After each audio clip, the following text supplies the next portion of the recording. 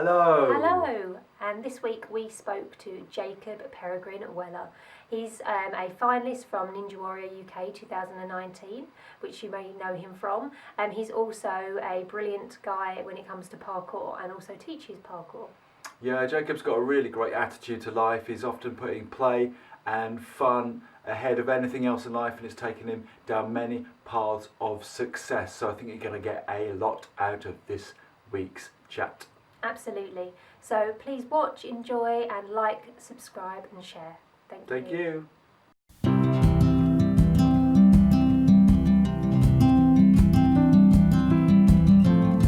Welcome, Jacob. Thank you for taking the time to speak to us this afternoon. It's nice to do this. Don't do many of these. No. It's nice. Oh, good. Well, they're increasing in number now. They've since lockdown, these companies that create things must be making a bomb. There's so many chats online now. All the conferences. It's good to get creative, keep us connected. Exactly, yeah, absolutely. So, right. Well, so Jacob, most of you, I guess, and you must get this a lot, know you from Ninja Warrior, obviously. Yeah. So you reached the final in 2019. I don't know which series it was. That was Series 5. Right, okay. So how did you first become interested in parkour and all those sort of free running movements and things that we see you do on Ninja Warrior? So I started parkour when I was about 14. So it's been half my life doing parkour now. And then Ninja Warrior just seemed to be like a natural progression of it. I started trampolining as soon as I could walk. So that was my background in movement. My mum's a trampolining coach, so as soon as I could walk, I was in her classes.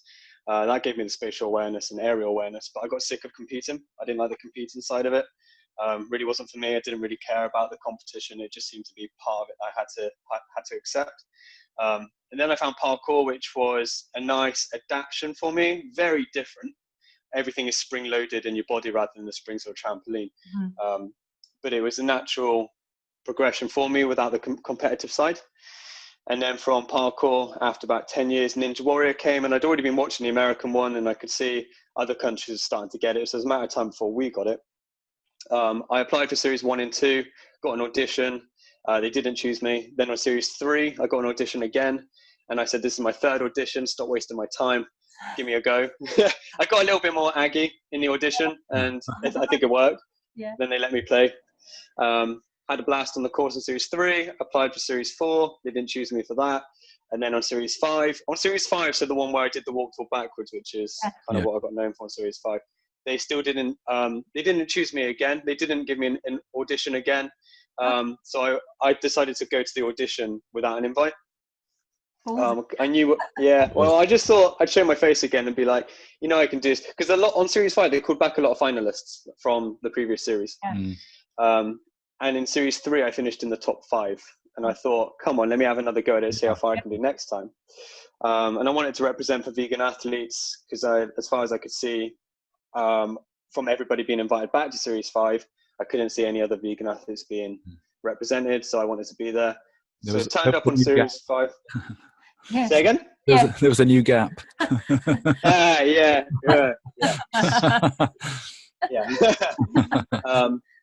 And then I turned up for the audition. They said I couldn't audition. And I was like, fine, I'll see you on the course then. Just tried to be a bit more confident because it's not my forte to talk shit or just to be overly confident. But I thought I'd have a crack at it and just play a little bit of a character. I'm a bit of a jokester anyway. I try not to take things too seriously, and that's kind of why I ended up going down that route. And it worked. It worked for me. Is that why you went with all the sort of colourful, bright outfits when you were doing the course? Right. So there was a few subliminal messages behind the clothing I was wearing. So I was wearing an elephant vest and shorts, which was to bring attention to elephants being endangered. And I wore pineapple socks just because it's fun. There wasn't a message on that. But I also wore hemp socks as well. So pro hemp, pro CBD, which is from some of the photos. You can kind of see it, kind of not. But I thought I'd try and get in a few messages as much as I could, the clothing I was wearing.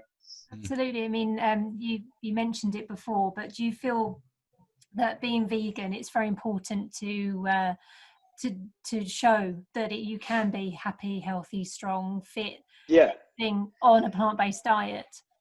Yeah. So on series 3, when there was about 7 of us going into the final, it was rattling my mind, like, do it for the vegans, do it for plant-based athletes, show what we can achieve, break the stigma, show how far we can get. I was like, if I become the last man standing, then that's the avenue I want to go down to show, how strong we can be. There's still a lot of misconceptions around it, and the protein question doesn't seem to be dying out anytime soon. It's so old, isn't it? It really is. Yeah, it is tiring, it's old, but I did feel a bit of pressure from that side of things, but I just played. As long as I play and have fun, then the pressure just tended to disappear for me. That's why I ended up doing things some perceive it to be just messing about or having a laugh, but that's what helps me to relieve the pressure. Yeah, it helps me to forget it's a competition, really, especially because of series 1 and series 2 not choosing me. When I did get chosen, the pressure was more. It built up a bit. I wanted to represent as much as I could. Absolutely. I mean, you mentioned sort of play with movement and things like that, and I read somewhere that you bring that in a lot in lots of different aspects of your life, because I suppose, like you say, you were used to competitions when you were very small, and it brings a freedom, I guess, to your sport, to whatever it is that you're doing. It makes it so much more fun for me. It makes it a lasting game. Competition is going to die out at some point. If you're an elite athlete, if you're not preparing for it to like disappear at some point, I feel like people are just going to be lost. If you can play, if you can have fun, if competition is a healthy extra, great. There is in Ninja Warrior, like I did want to compete, I did want to be the last one standing, but I'm not relying on just competition in life. The playing of it makes the competition more fun. If I came 5th, then I'm still happy. I'm still happy if to be honest, if I went out in the first round, as long as I had a good time. Yeah. Like if I didn't have a good time, then I'd be so disappointed. I know some people who are some of the best athletes in Ninja, and then they are so competitive that when they go out, it's just they're low for weeks. Right. I actually had a bit of that in series 3. When I went out in series 3, I was a bit down for about 2 weeks, even though I'd finished 5th. I was still like, I could have done better. And I was like, but come on, like 30,000 people apparently applied. Wow. I had a blast. I had fun. That's what matters. And then on series 5, all that pressure just went. I was like, just do what I want. Go forwards, go backwards, do a roly-poly, do it backwards. Just have fun. Just leave with good memories. It's very easy to get work in music, and it's very easy to get caught up when you get to a certain level, sort of perfectionism, and you don't want to spend your life looking back, but it's like you were saying, it's often good to either be able to do that yourself or for other people to say, look man, you what you're doing is great, what you've achieved is really important. Otherwise you end up this rabbit hole of mental health where came second and you're tense and you didn't enjoy any of it. I remember this saying as a kid, which was second is the first loser. It's like, oh my god, it's so hard. It's so hard. It's like you've got to recognize how far you've come. Absolutely. Was that from school? Was that? Yeah, I think so. Yeah. All the classics that everyone learns. It's lasted. It's embedded. It's embedded. Like I don't absorb that message, but somehow like it's there. It's because it's a competitive world we're living in, I guess. Yeah. But you teach now. You teach parkour. So that's my job. I teach full time. I've been teaching full time for about 12 years, roughly. Wow. So from really quite young. From really what? Sorry. From really quite young. Yeah, from about 18. Wow. From 18, I was part time, and then I was taken on by a local sports centre to teach one class, and from that class I went on radio. And then from radio I ended up teaching a school. So I was teaching a weekly class at a school and another weekly in the sports centre without trying. So then I launched my own company, and then took parkour all across Somerset. Then slowly started to expand to a little bit of Bristol, but very irregularly, and also a bit of Devon. But then decided I wanted to move to London for my own personal growth. But in Somerset, there's 3 other coaches representing and teaching within my company. So I still manage everything I've built in Somerset. I still go back regularly, although I do live in London now. I go back to Somerset monthly just to make sure what I built doesn't diminish. Absolutely, and it stays true to how you want it to be, obviously. And the ethos of West Coast Parkour is to learn through play. There's a game at the beginning of every class and sometimes at the end as well, because kids learn best through play when you're especially very young, and as adults we tend to lose that. We go to the gym to train, we go to play football, training. We forget to just go out. Like when you're a kid and you knock on someone's door, do you want to go play? Do you want to go climb a tree? And such an adult, it just becomes so serious and so regimented. Every Wednesday, biceps and lats, which is fine, but for me, it doesn't work. It's not fun. It's not enjoyable. I'd rather go out and say, I'm going to climb today. And I play for 2 hours. I just do whatever I want for 2 hours. And at the end of it, I have a bit of a conditioning routine because I do want to get stronger and I do want to get further on Ninja Warrior next time. But without the playing element, there's no way I'm going to do that conditioning element at the end. Yeah, absolutely. I mean, with your teaching, I mean, I had a look at your website and you teach all different ages and abilities. Do you find, I mean, you mentioned the kids learning through play, and we obviously lose that as we get older. Do you find the adults, and you also teach seniors, I'm being nice there, so people over 60, I'm guessing, that kind of do you find even the adults and the older adults, do they find it as easy to get into that kind of play mode, or do you find they really struggle with that? Okay, so I think what I've seen is that the over 60s have gone through. It's going through a wave of you play as a kid, then life makes you more serious, and then when you hit like a certain age, you realise I really don't care anymore. I've only got a simple limited amount of time left on Earth. Do what the hell I want. It's harmless. If it's harmless to another, then so be it. And the over 60s are very playful that I teach. There's a couple that are more serious than others, but they're there to learn through play. They want to work specific skills that are going to help them in life. Like we do quite a bit of fall prevention. We do a bit of upper body strength of climbing. But we also play games every single week as well, because there's so many qualities of your spatial awareness, your precision, your accuracy, your timing. It's all being worked through the play as well. They tend to let loose pretty well. They're a really good bunch. There's about 10 of them on average per week. Yeah. And they all bounce off each other as well. It's that social side of it makes it so much easier to let loose. One of them's been coming with me for every week for about 5 years, and he said that class has been a godsend for him. He just really looks forward to that chill time with other people in a like-minded spirit. Complete release of everything. Yeah. It's just interesting to see. I teach 3-year-olds, and I teach. I think he's now 92. Wow. 92 is the oldest. That's right. Yeah. Just to see that spectrum of where people are different in life. The 3-year-olds in ways are similar to the elders, like the lack of caring of what is around you, the lack of like just what the parents think of me. It's just like I'm in my own bubble, I'm in my own world. What makes me happy right now? Do it. So I try and give that to adults as well. Yeah. But you just see it more natural with the youngest and the eldest. Yeah, I can understand. That's great how you've also managed to form now. It's come naturally from you, from something which I regard parkour as quite a small shelf life of life, if you like as a young person's game, and the hardcore stuff. Well, the media will show you James Bond. It will show you BBC adverts of running on rooftops, and it's predominantly going to be in the media. Sadly, for now, is teenage boys. The sport is dominated by 16 to 25-year-old men, and maybe that's where the demographic of peak maybe is. But it's not saying you can't do parkour. Parkour is a mentality of adapt the environment to your playground. Whether it's a curb, whether it's a tree, it doesn't have to be high action. That's the misconception on parkour, that it's extreme, it's high action. It's a mentality of using what's around you to become fitter, healthier, mentally happier. Yeah, absolutely. Our son, before all the lockdown, was doing a parkour because he's home educated. One of his groups was a parkour group, he really loved it. And he found that although it did have some structure to it, he's also tried karate, he's tried gymnastics, all sorts of things.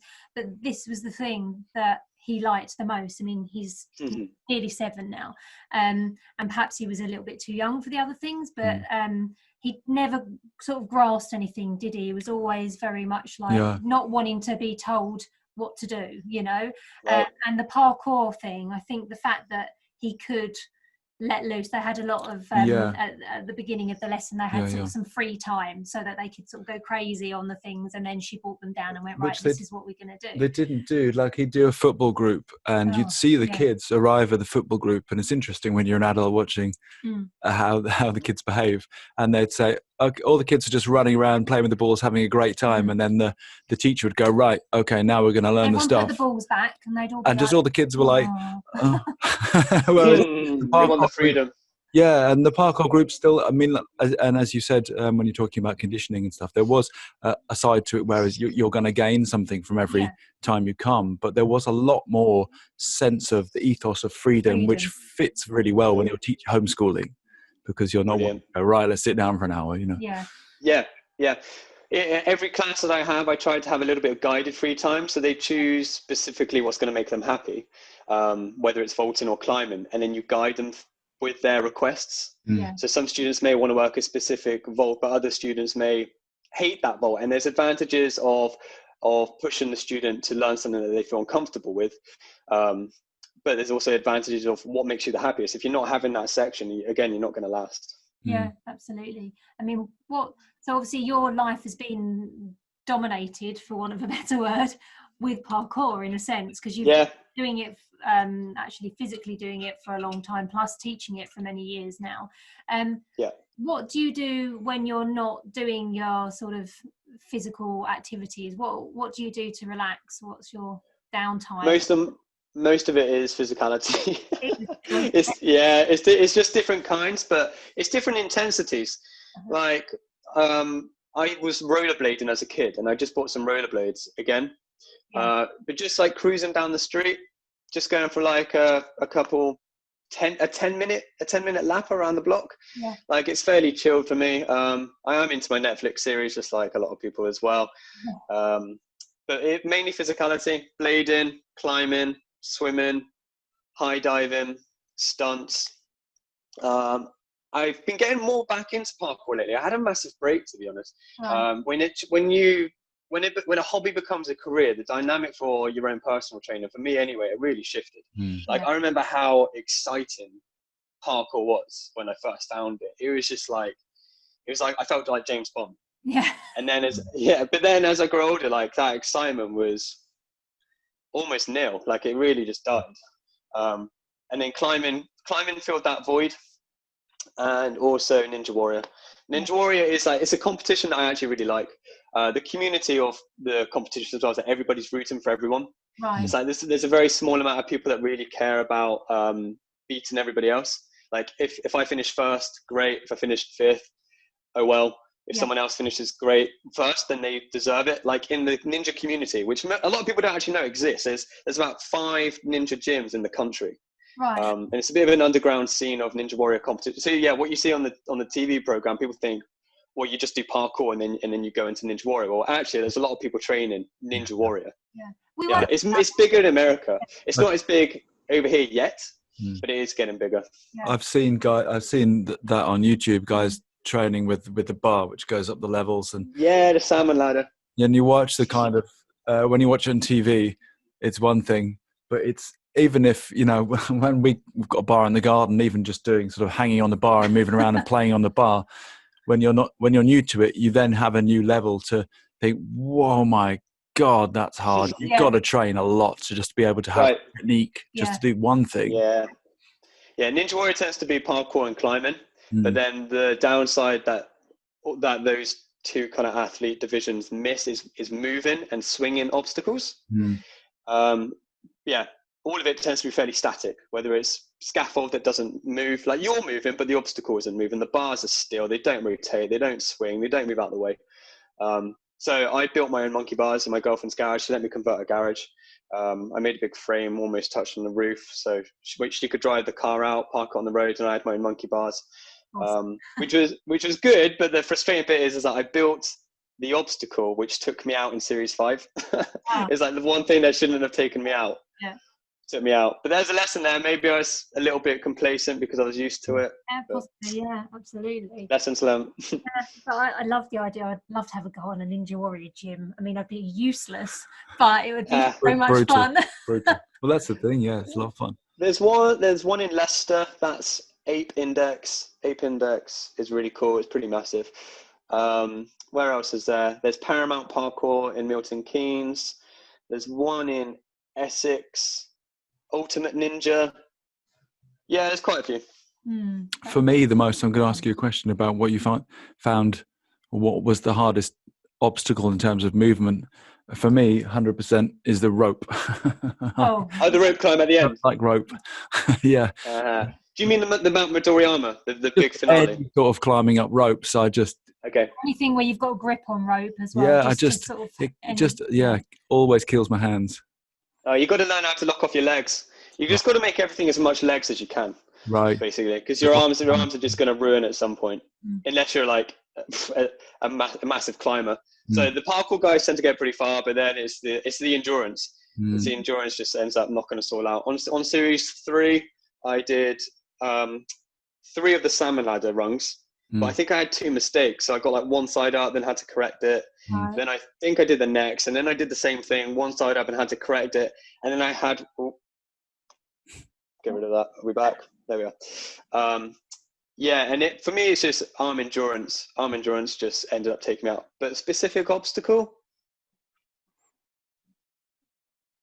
I find the balance ones fairly easy, but the balance ones are the ones that take everybody out. Yeah, I was thinking that you have to run over things and things like that. Right, yeah. I used to really struggle on salmon ladder. I've got a bit better at it now. I wasn't in sync. I was completely swinging all over the place. Rope climb is okay.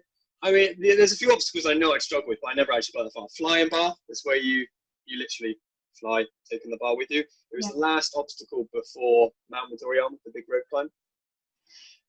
I think I get the power, but getting the accuracy on both sides, I think, of locking in, because you've only got like, I don't know, 7-8 inches on both sides. I'd love to try that one. I never got that far, unfortunately.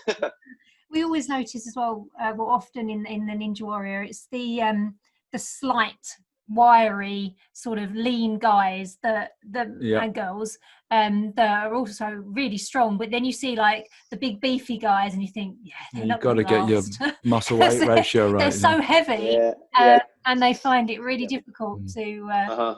Yeah, most guys are pretty slim. There's one guy, Mike Snow. Mike Snow is bigger than anybody else. He reminds me of Atlas. But in terms of like stone, I think I'm 11 stone. I'm at a rough guess he's going to kill me now, but I guess he's probably a good 3 stone heavier in muscle mass than me. But he carries himself like he's a stuntman. He climbs.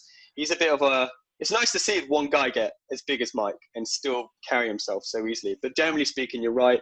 Most athletes tend to be fairly slim. Yeah.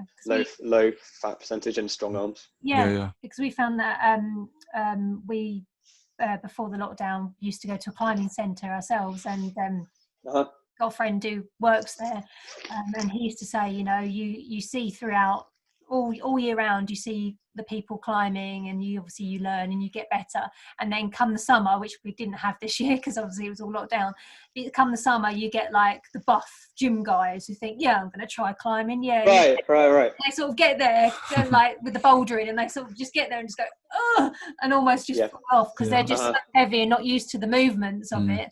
And a lot of it is technique. A lot of it's technique more so than strength. It's the flow as well. How quickly you can combine one swing into the next. That's actually something sometimes I'm all right at, and then sometimes I suck at. I went to a Ninja Warrior competition in Leicester 2 weeks ago, which was like my first in a year, and I was so slow again. You had to go up a rope and then down a zip line. It was so much fun, but I was so slow compared to some of the other guys. My flow was just not on point, and that's what ruins you. I can do the technique, but it's at times how fast you can do it to preserve yourself. Yeah. So you mentioned before about doing Ninja Warrior again. Did you mean the UK Ninja Warrior? So I did Series 3 and then Series 5. And then after that, France Ninja Warrior called me to go on theirs. They were doing a France against the world. So Team France, Germany, UK, Japan, and USA. And five of each competing against each other. That was meant to be in April, but COVID ended up it cancelled it. So that was going to be a good blast. Yeah. Are they going to reschedule that? Do you know? I hope so. I haven't heard anything since. I tried to get in contact with them, but haven't heard since. So that'll be a shame. I'd love to do some of the other ones. America is on point. Japan is where it started, and Japan is very authentic and rustic. I mean, it looks like. Maybe I'm wrong, but it looks like it's carved into the ground. So the water is just like mud. It's pretty filthy. It's always outside. America's got the glitz and the glam. They're very inventive with their obstacles. America is on point. I'd love to do the American one, but I think you've got to have citizenship of America to do that, or some kind of special invite, which is very rare. Yeah. Oh, wow. Maybe one day. I'd like to do SAS Who Dares Wins. I've seen that's applying. I think so. I'm gonna crack one out. They actually asked me to do that a few seasons back, and I turned it down, and I regret it now. Yeah. I really wish I did it. I didn't want 3 weeks off work. I just saw it as too much time off work financially. Right. Yeah. But I just thought that's a big hit. Said no, and afterwards I was like, no, I really wish I did it, because my dad and my granddad are both in the army, and I've never had that experience. Oh, wow. Right. Yeah, that is tough. I mean, we've watched all the series of that, show. And it's brilliant, but terrifying at the same time. But I mean, it's easy to speak from my sofa. I just think I'd find it a laugh. I know that's quite bold statement. We'll quote you on that. Yeah, but things like, okay, running, carrying the heavy weights, being spoken to horrifically. I feel like I'd have the mentality to embrace it as just a game. I just like a healthy competition, and I like finding how far my body can go to the point of exhaustion.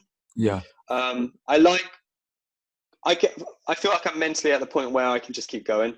So last year and the year before, I started getting into obstacle course racing, essentially Ninja Warrior, with a hell of a lot more running. Yeah. And I could do the running, but eventually my thighs started cramping, and I could push through the cramp to a point, but then my quadricep and my hamstring cramped at the same time, and trying to stretch one of them cramped the other.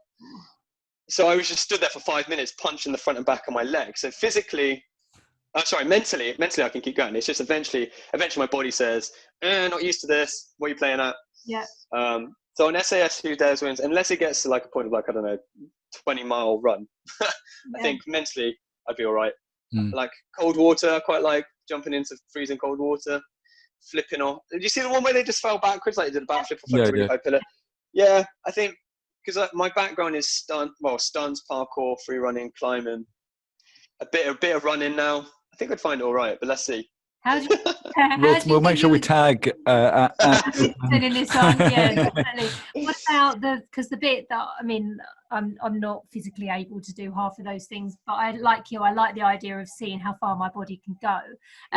But the bit I would struggle immensely with, and I think, well, most people do, is the bit towards the end where they're doing the interrogation phase, and they're not the bit where they're questioning you, but the bit where you have to be blindfolded with the horrific is not even so much the body positioning where they put you in the div. It's just because I have really, really super sensitive ears. That would drive me insane. I think that would be the worst thing of all. I don't know. I think I zone out accidentally sometimes. But obviously they're trying to make you not zone out. But I don't know. I feel like I'd be all right with it. Like when I did the so 2 years ago, I thought I'd have a crack at obstacle course racing, and then I did the same course last year, but it was far muddier, and I had to do 2 laps. And after 1 lap, I did feel knackered, and it took me an hour and a half to do 1 lap, and I was like, I've got another hour and a half of that again, and I'm pretty exhausted. But just keep going, keep setting small goals, little bits of rest here and there. I distract myself just keep moving, sing a song in my head on repeat. I don't know. I feel like I've got an okay mentality from the life that I've had of just being a sportsman, just to not give up. Like parkour and climbing are constantly sports of finding problems. Like that is the game. You find something tough and you embrace it, and you just keep going and you push through the weakness. We hope you're enjoying this video. We'd love it if at the end you could head over and check out our crowdfunder. We're raising money to buy land and buildings to create a unique sanctuary for all, and you can find out more about this over on our crowdfunder page. You'll find the details in the description below, and please don't forget to check out our social media. You'll find us both on Facebook and Instagram. Thank you. Yeah, absolutely. I was going to say, do you find, because you have a great level of confidence, and I said before we'd start the interview to Lex that you're teaching from such a young age, which requires a lot. I mean, I started music teaching maybe mid-30s, and that was something I'd always kind of never felt ready for, and then realised once I started it was a confidence issue and not an ability issue at all. But to be teaching from still in the teens, do you find that early background from, as you were saying, at the same time as you're walking, you're on a trampoline, and from sports, but maybe more than sports, but the movement and do you think it's brought you a lot of inner confidence? I think Ninja Warrior shows me to be confident when actually I lack quite a lot of confidence. Right. I feel like at times I'm just playing and blagging life, to be honest. I'm just figuring things out as years go by. I started to realize parkour wasn't making me as happy as it did like 10 years ago. And so I just needed to do something else and follow another dream, which is when I started Eco Threads, because I've been thinking about this for about 7 years. So that's when I ended up delving into that. But the confidence side of things, they edit it very carefully. Like you don't see how backstage, I ran to the toilet, I reckon, every 5 minutes. Crying. That is excessive. That is excessive. Like I'm running to the toilet and not much happened. Run back and it's just in 5 minutes time I've got to go again. My mouth is stone dry. They called me the showman, but that's only because of a few fun, playful movements. I was shaking. I was absolutely shaking. Like I was like that. Because you've got the cameras too. It's not just the. Not the audience. Yeah. Like it. But as I kind of touched on earlier, it was the pressure of I've applied for 3 years, and you never know what shelf life Ninja Warrior is going to have. For me, this is like Gladiators as a kid. I grew up with Gladiators. Like, oh, why are you Gladiators? And now I'm older. That doesn't exist anymore. But what does exist is Ninja Warrior. I applied for so many other things as well. I applied for Total Wipeout, and they kept me. They cut people at 2 stages, and then they kept me to the end, and then didn't choose me. The Cube, I had an invite for. I had an audition for the Cube in Bristol. Did really well again, and they didn't choose me again. So I've had all these programs that I've grown up with, and eventually I feel like, I've got an audition. And then Ninja was actually the first one to actually choose me. And that wasn't an easy journey for it to be chosen for me. And it was better suited for me than the rest as well, because it's far more physicality. Like, Total Wipeout ends up as a bit of luck, to be honest. Yeah. Gladiators would have been a blast. That would have been an absolute. That's the dawn. Awesome. Yeah. I went to see Gladiators when I was about 10. You had a foam finger. I had a foam finger and a hat, and we went No way. Gators. Oh, okay. Well, give me 10 seconds. It's going to produce. Was this your foam finger? There we go. So these are my Ninja Warrior ones. Awesome. Beautiful. Absolutely. All the finalists signed this one. Nice. Very nice. Nice to have. And then Cami, Ben, and Rochelle. Is she on it? No, she's not. It's just Chris and Ben on that one. Very nice. Yeah, that's my memories. You can't beat a foam finger. Yeah, I wonder what the next one's going to be. They're bringing the Cube back. I don't know if you saw that. The Cube's coming back. Yeah, we did the Cube, but with old Schofield. Yes, Schofield, and my good friend, someone he knows, is the woman, the body behind the mask that does all the little things. The body. The Cube, the body. It's called the body. Oh no way! That's cool. Yeah. But so just totally change the subject, but you touched on it. So with you've got your ethical clothing line, Eco Threads, which got a t-shirt on there, I can see. Yes. So you said that was in the pipeline for quite a few years. So how did that come? Yeah. What was the story behind that? I was thinking about. Ooh, my earbud fell out. For about 7 years. And that's a long time to be thinking about something, but without really acting on it. And then just as parkour went by, I didn't feel the challenge in parkour coaching anymore. Kind of started to wonder, at what point am I happy with, like, I don't want any more from it. I don't want what I have to diminish, but I'm not looking for my own gym. That's potentially a next step in parkour. I don't want that. It's too much stress with it. So I was like, I need another dream to feel fulfilled. I need to do something. I need to do something. On a wider scale as well. I love the people that I teach. I wouldn't change that for the world. But when you start going into something online and connecting with the world on a different spectrum, like it's so different. And I just started to realize that the more I looked into clothing, there's a lot of loopholes where you think companies are ethical, and they're ethical in one way or two ways, and that's great. It's a great start. But actually, the whole supply chain is not a frequent thing. Mm-hmm. It's not, especially just places and companies that you would think, okay, that's a green product. Actually, just a part of it is. Right. Yeah. Like yeah, for example, if a product is fair trade, for example, Kit Kat had a big scandal about it, or maybe Nestle in general, but I think Kit Kat was the one that came up, where they mixed 5% fair trade in with 95% not fair trade cocoa, and then they can put the stamp on the Kit Kat, so you think you've got a fair trade product, and you just don't. But in clothing, if it's got fair trade, it refers, got to get this right now off the top of my head, it's the cotton picking process, and it's not the factory. So although one side of it is ethical, where the cotton came from, there can still be slave trade, slave labor, child labor, binded labor in the factories.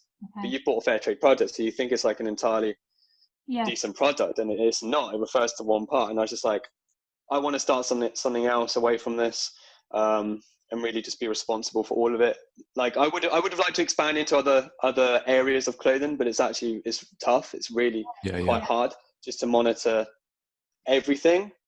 Like, and in the back of my mind, I'm like, well, 9/10 of it is good, and 1/10 of it is okay, but that will linger. That's not what I want to stand for. So unless it's decent from beginning to end, and recycling clothing, it was one of the great ways to really kind of combat that. So you don't have to go through this entire supply chain. If the cotton is just being relaunched, recycled, rebirthed. Yeah. So that was one way. That's when I went for these t-shirts. And decided that was the way forward for EcoThreads, to then have the focus on recycling. I started EcoThreads without the emphasis of wanting recycled clothing, just wanted ethical clothing, and then looked into this possibility and realized it could actually be something that happened. So it took a year behind the scenes, and then I launched a year ago. And then I didn't release anything new for the next year, just because it was the very, very early days. And then I decided I wanted to start tie-dyeing myself. And that's when I did the summer tie-dye range. Yeah, which is fun. It's been a lot of fun. Yeah. So you did them all yourself, the tie-dyes? Yeah, and it took a long time. And I'm no pro by any means, but I'm having fun. I'm having a lot of fun. Just had to make sure again that the inks are vegan, non-toxic. Yeah. Just making sure everything is closed loop, and I understand the process. But yeah, behind the scenes.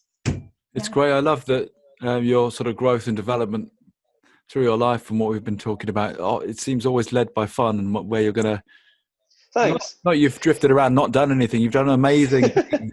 You've achieved, and what a lot of people would, as you was talking about, sort of the gym earlier, sort of pound and pound and pound and pound, and repetition, and not a lot of the time have a great time. You've been led by fun and seen an abundance of achievement as well. Yeah, my fun has ended up naturally becoming my career and my job as well. There is elements of, so EcoThreads was an idea, and it was, I need to turn this idea into a company, into a business. But the way behind the designs of Piece of Fruit, it's just fun. It was just fun designing. Like, we wrote down about 20 ideas, and Piece of Fruit was the one that came through. And then tie-dyeing was meant to be a lockdown project. And then I was like, oh wait, this could actually be a new thing for EcoThreads. So that wasn't the intention behind tie-dye, wasn't to put it into business, but then it did make sense. Yeah. So it happened. Yeah, but you're right. Just fun is where the heart is. If you have fun with it, it's limited. It's gonna pass. We sort of found that. I mean, we used to a couple of years ago, we started a vegan candle brand, like making tea lights, and we went did the vegan festivals and things like that, and it was sort of fun. Like the festivals were fun and things like that, but the actual making of the product, my brutal. It got to the point where it was like 10, 11 o'clock at night. It's like, I've been doing this for like 6 hours. I am so bored. It does, even with the telly on, and it just sucked all the fun out of everything else. The amount of fun that we had at the festivals and what have you was just not enough to outweigh the length of time it took to do all this. And they weren't in the end. Finding that balance is hard. Yeah, like it takes time. So I did a few festivals over the summer, and I realized I didn't have enough tie-dye, so I was up some nights until 3 a.m. tie-dyeing. Yeah, that started to kill the fun. When I get an order in for a bespoke order, and then they tell me the exact colors, the exact style of tee, that's fun. Like, I know that I've already made a connection with the person. Somebody asked for one the other day of just blue tie-dye, and I was like, I've not done a single color of just blue. whilst trying to get the spiral embedded in the t-shirt. I'm still, a beginner in tie-dye. I know really not much. I'm seeing some artwork on Facebook groups and it's absolutely mind-blowing. So yeah, it started with fun. It's got to stay that way. I had to stay up to 3 a.m. for the festivals to make Eco Threads a success. Like, it's going to take, I'm estimating 3 years to break even. Right, yeah. So if I don't do those days until 3 a.m. for the festivals, then it'll be 4 years or 5 years to break even. But yeah, it's hard to get the balance of work and play. Yeah. The play is coming through with the bespoke orders. The work of some of it is the festivals. But then at the festivals, I get to meet so many cool people. Yeah. So many like-minded people just in our world, our community. Yeah, I mean, that was the nicest part, really, wasn't Absolutely, it? Yeah. Definitely. But so obviously vegan. How long have you been vegan now? So vegetarian since I was 10, and then vegan for about 8 years.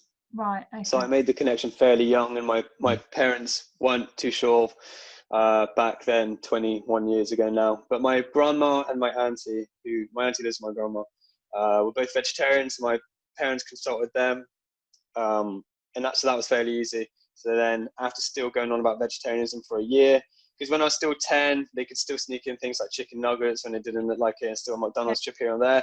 But after a year, I was still like, this is an animal, wasn't it? And I'm only 10 then when I changed. Then went veggie, and then I'd seen a lot of dairy industry footage, and I was in Italy at the time, and my favorite foods are pizza and pasta.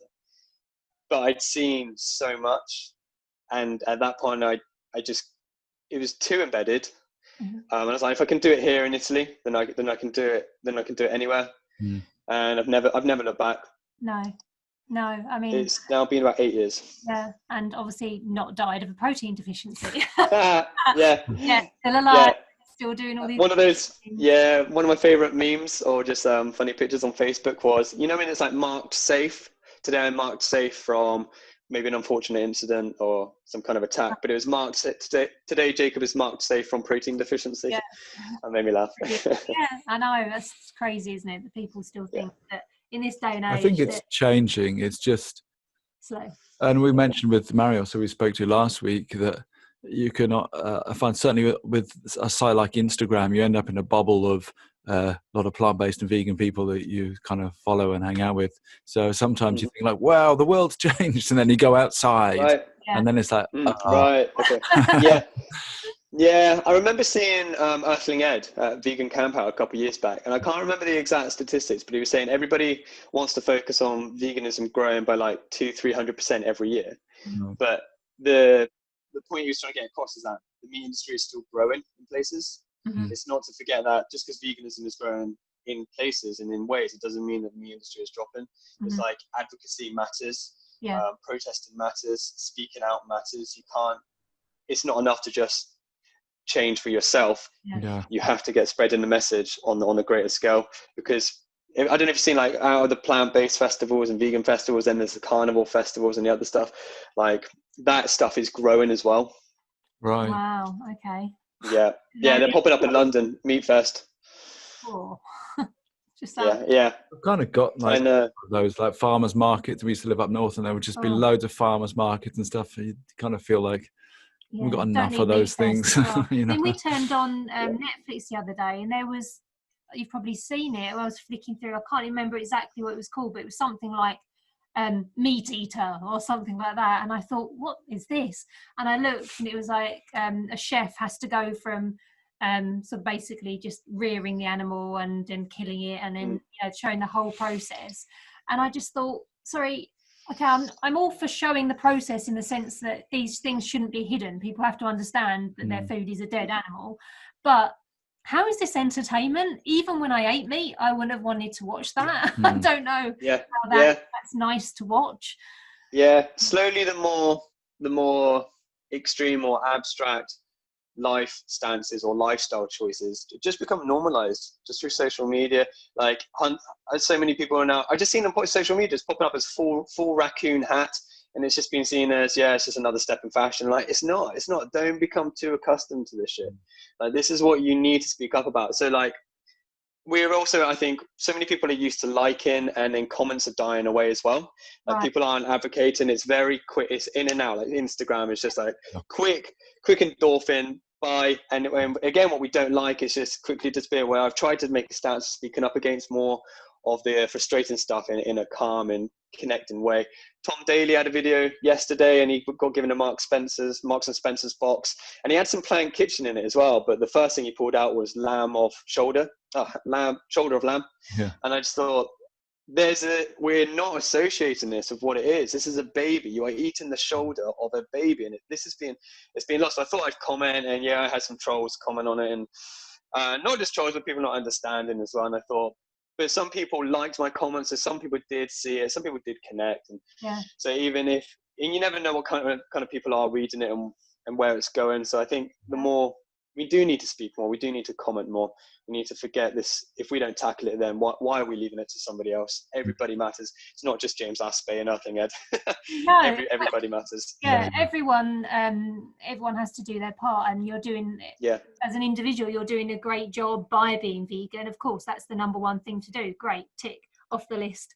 But like you say, you have to stand up and you have to speak about it. And even if you're not comfortable, or you're not going to say vigils or what have you, speak about it with people. Like when you're out for a meal, I always, if I don't go and ask, excuse me, do you have any vegan options? I always go in and say, what's your vegan options?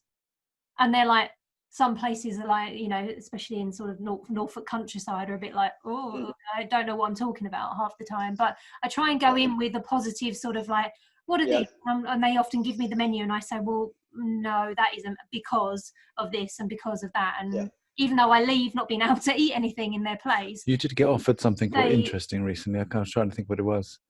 I can't remember what it was. I do remember a couple of years ago ringing up this place that we wanted to go to for a day out, and asking them what their vegan options were. And she said, okay, we've got tuna sandwiches. Oh, yeah. I don't think you quite understand there. Yeah. But yeah, you have to. You're right. You have to speak up. And, it is moving forward. There's more, isn't it? I mean, you just look in a supermarket and you can see how much things are changing. Yeah. Asda's now getting a vegan aisle. Yeah. Wow. Like two sides back to back facing each other, like completely vegan, which is incredible. Yeah. Like I remember 5 years ago on the struggle. Yeah, absolutely. Us too. I mean, we've been vegan about 5 years. 5 years. So when we started, it was really hard work. Yeah. I just feel for the people 20 years. Like it's so easy to be junk food vegan now as well. Yeah. Like there's still a bit of a stereotype of like how much to cook. How like people don't know how to get everything vegan. Well, if people aren't being that healthy with what they're eating within a meat-based diet, it's so easy just to convert and just swap everything. If you're not going to up the fruit, the veg, the whole foods, if you're not going to be the whole food vegan to begin with, or even ever, like it's so easy just to convert everything. Like last night I cut up a few pumpkins, but then the side of that was 2 Plant Kitchen, 2 of their new ones. One of them was just covered in garlic, the other one they're both very meat imitation. It's just so easy. That's actually been my downside of lockdown. I became a bit unhealthier. Bit lazy with the cooking. Yeah, but the point is still vegan. Still vegan. Your only downside is to yourself, at least. Not all the animals. Yeah, right. Exactly. Yeah. But I believe in the waves as well. I don't like, it's so hard to be on it all the time. Yeah, it is. Like throughout a couple months in lockdown, I had a pint every night. No, it's not healthy. I know it's not helping my sport. I know it's not helping my energy levels, but it's still vegan, and I'll get out of it. It's a wave. It was a wave. Already getting better. So now I've got more routine in September. I'm starting to feel, making changes and feel the difference. Yeah. But my point is, it's easy. It's so easy. People forget. Yeah, it is easy. The ebb and flow of life as well. Like you say, you sometimes you're in a routine, sometimes not so much, but you find the balance somewhere. It's, not the end of the world. And stuff does change. Like the last few weeks, every time I've attempted something in me breaks or it gets injured or strained, I saw about your knee. Yeah, knee at the moment. Yeah, it's just it starts with one thing and then it tends to knock on. But then I said to you, I think it was in the post that I put, that I've also at the same time starting a royalty-free music business, and you just kind of you look around and then look at the universe and think, well, do you know what? They're telling me that I should focus on this and just give that a bit of a break. And I think that's a lot of it sometimes, like you were saying, chilling, having a beer. And sometimes that can actually be just as healthy, because that's might be what you need, you know? Yeah. Yeah. It's right in the ways. Although like I was getting low energy and I was starting to think, oh, this isn't healthy, it's still nice to appreciate that and go through that. Mm-hmm. Definitely. You appreciate the good times because of the bad sometimes. Yeah. And what about your girlfriend? Is she also vegan?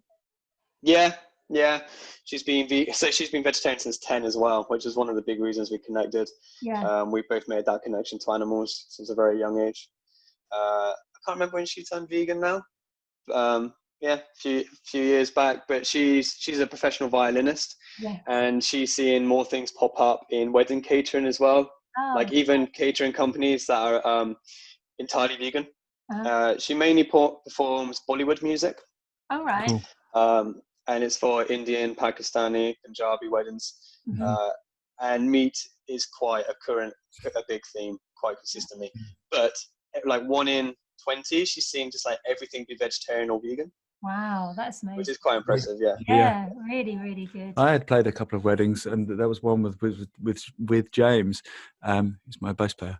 And towards the end before lockdown, a couple of those weddings were like, oh, we've got some vegan options if you want something. We're like, whoa. Yeah, because they're both vegan. Yeah. And that was a first, because again, normally when you're going into a space, particularly when it's a wedding catering environment, it's always quite meat centric, because it's usually caters for the norm, and then there's some vegetarian options. Some of the veggie ones can be adjusted. Yeah, exactly. What I find funny talking about the music Johnny runs and is in number one Chaz and Dave band in the UK.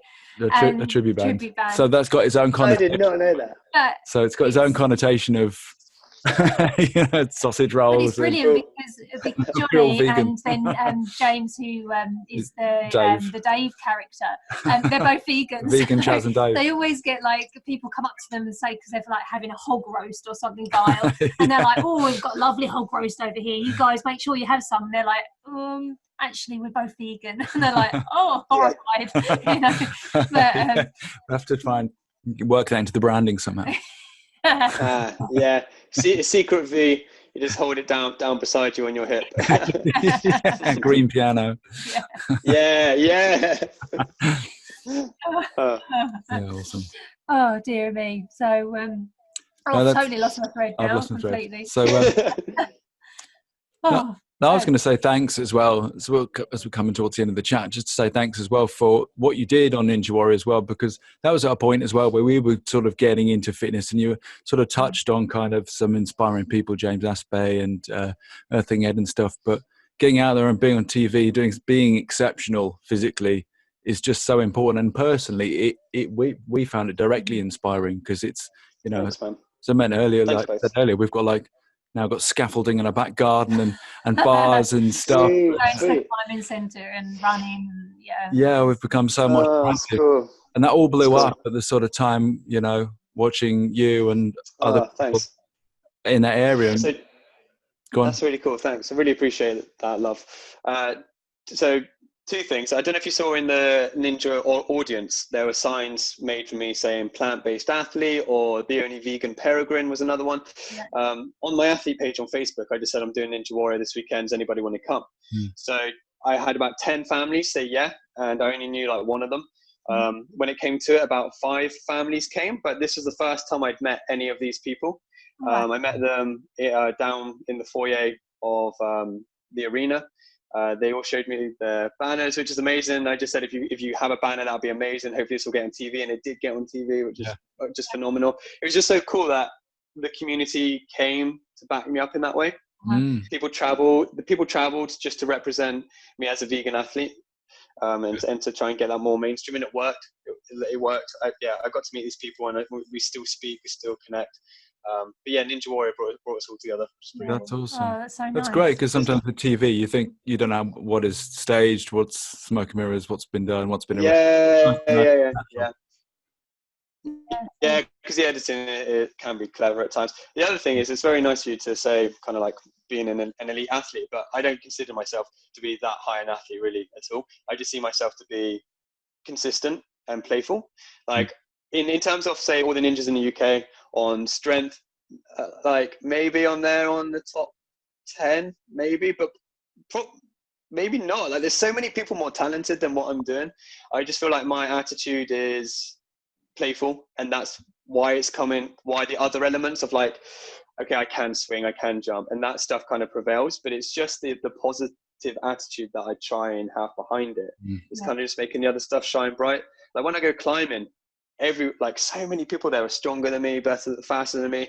I've been going climbing for 3 years and I still don't really know much about technique. Like I really don't. I just climb the wall, and if I get to the top, well, hey, and then I see other people try something different, then I try it, then I forget it.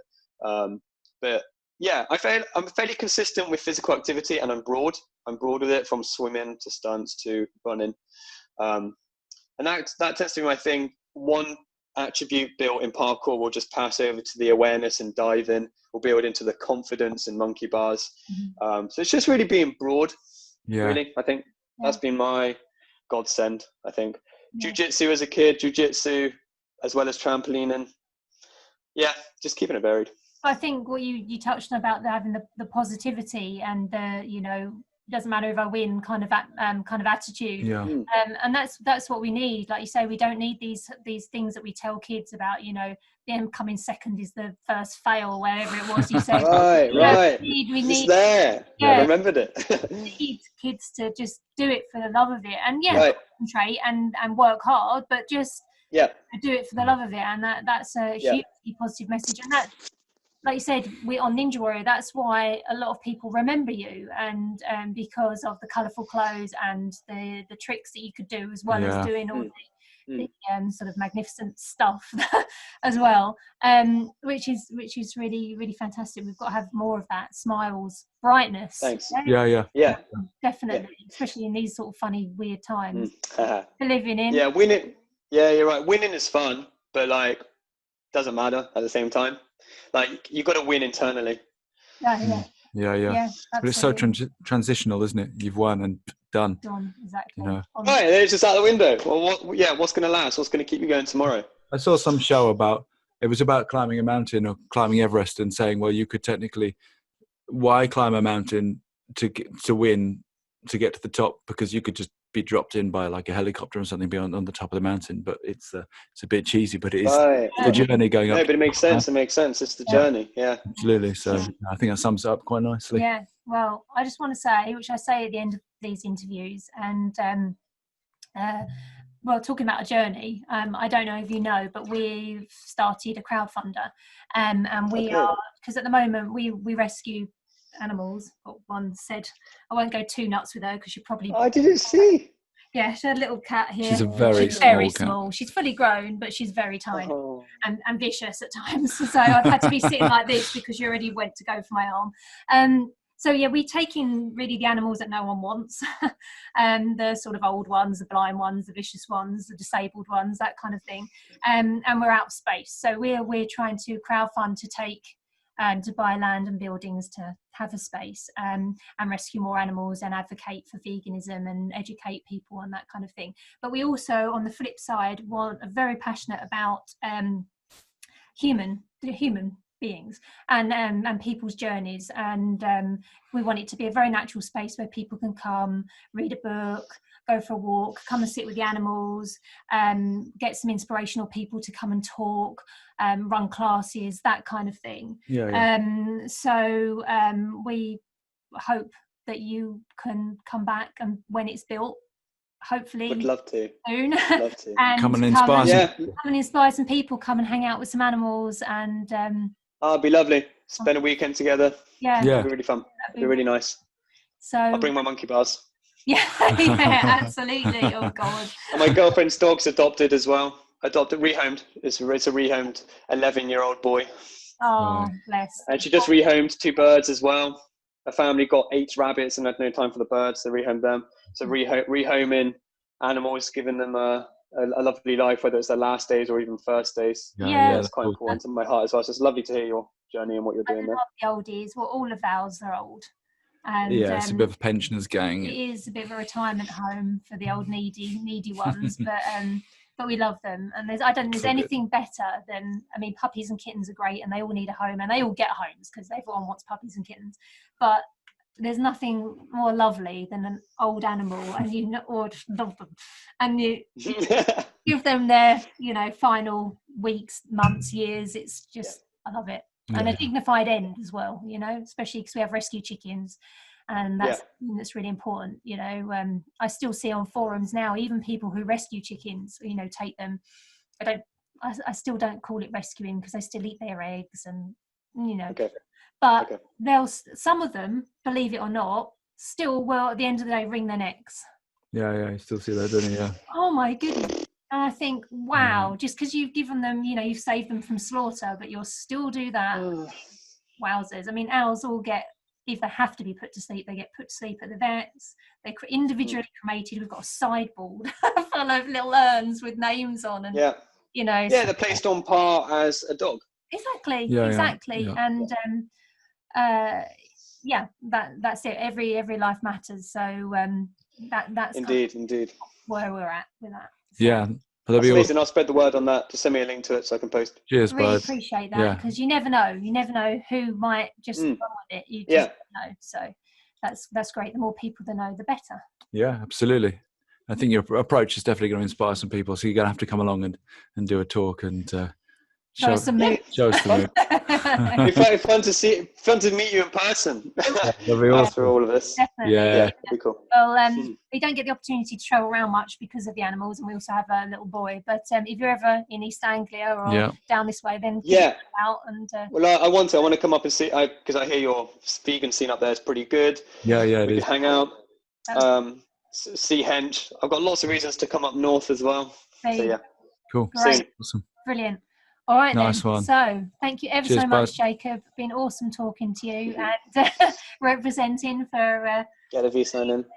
Get the V sign in, and it's all good. And we really hope that the Ninja Warrior, was it France that was? Yeah, France versus the world. Ninja Warrior France. Pull your finger out. Get it rescheduled, and. But if not, SAS, who dares wins. Yes. I think that's more important. That's the one. Can't wait for that. We'll tag Ant. Absolutely. Yeah, do it. Definitely. Right, Jacob. Thank you ever so much. Cheers. Thank you so much, guys. And really nice talking. Thank you. All right. Take care. Thank you. Bye. Well, we hope you enjoyed today's video. Please like, subscribe, and share as much as possible. Thank you.